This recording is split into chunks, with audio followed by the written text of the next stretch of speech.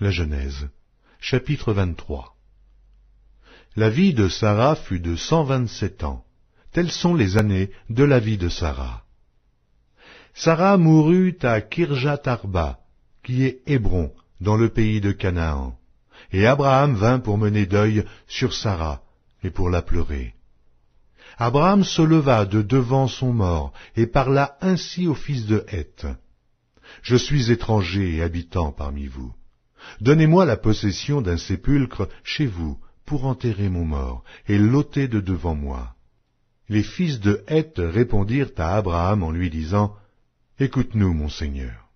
Tu es un prince de Dieu au milieu de nous. Enterre ton mort dans celui de nos sépulcres que tu choisiras.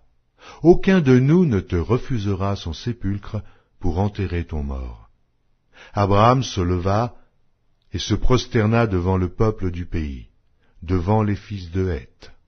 Et il leur parla ainsi.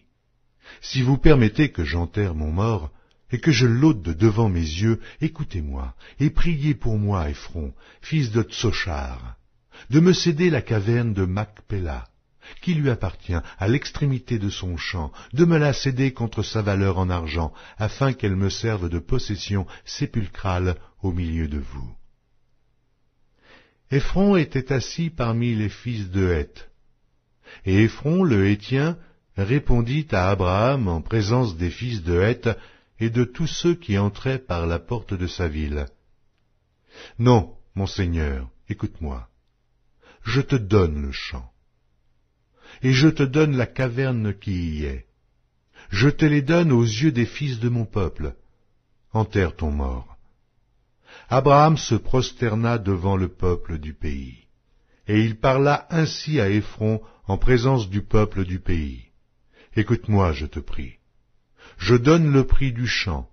Accepte-le de moi, et j'y enterrerai mon mort. » Et Ephron répondit à Abraham en lui disant, « Mon Seigneur, écoute-moi.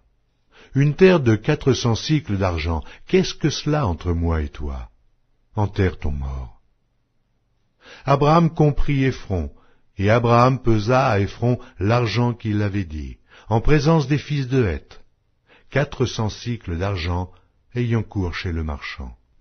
Le champ d'Ephron à Macpéla, vis-à-vis de Mamré, le champ et la caverne qui y est, et tous les arbres qui sont dans le champ, et dans toutes ses limites d'alentour, devinrent ainsi la propriété d'Abraham aux yeux des fils de Heth et de tous ceux qui entraient par la porte de sa ville.